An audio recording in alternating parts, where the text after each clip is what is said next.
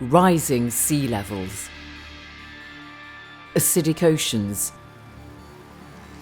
heavy storms and flooding, higher temperatures, wildfires, desertification.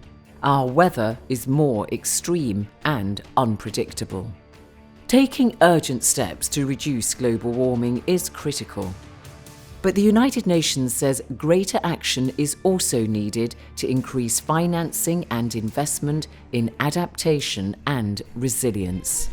The last decade was the hottest on record. Indeed, the last 5 years each set new record highs, each year surpassing the previous one. While the early pandemic response caused a temporary drop in carbon pollution, emissions have since returned to pre-COVID levels, and climate destruction has continued apace. The world is way off track to meet the goal of the Paris Agreement to limit temperature rise to 1.5 degrees Celsius. At just 1 degree of warming today, we are witnessing unprecedented climate extremes on every continent.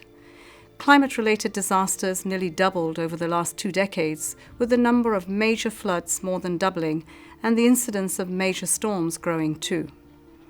Those who have contributed least to the problem, the poorest and the most vulnerable, stand on the front lines of the climate crisis and bear the impacts disproportionately.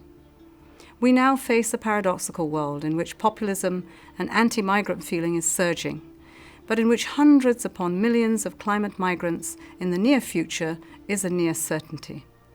Yet, investments in adaptation and resilient measures represent a mere 20% of total international climate finance flows. Your leadership is required on 4 important fronts to accelerate financing for adaptation and resilience.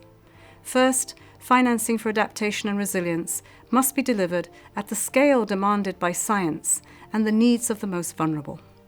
Second, climate risks and opportunities must be taken into account in all financial and policy decisions and at all levels. Third, portfolios currently favour disaster relief, and this needs to change. We must move from a small-scale adaptation finance triggered by catastrophes to proactive, preventive and systematic adaptation support through substantial concessional finance at scale. Public and private finance must also be aligned in this effort. Finally, we must ensure that those most in need, small island states, least developed countries and African nations, are assured of simplified and timely access to available resources. As highlighted by leaders gathered to discuss financing for development in the era of COVID-19 and beyond on September the 29th, the recovery from the crisis represents a unique opportunity to accelerate the shift towards a low-carbon, climate-resilient future. This means aligning recovery plans with climate goals as expressed in nationally determined contributions, national adaptation plans, and frameworks and strategies to get to net zero emissions by 2050, and to investing in low-carbon growth and generating the jobs we need to transition to this new world, such as infrastructure and energy efficiency. Scaling up adaptation and resilience finance will require all financial flows to align with these imperatives: national budgets, national, regional and multilateral development banks, climate funds and private finance. Implementing innovative financing models such as debt for climate and debt for adaptation swaps will also be key to these efforts. Only then can we level the playing field to ensure investments towards the recovery are all climate resilient.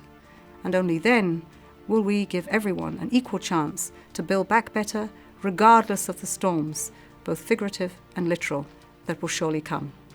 We count on your support and leadership. We have absolutely no time to waste. The world needs to prevent, protect and recover.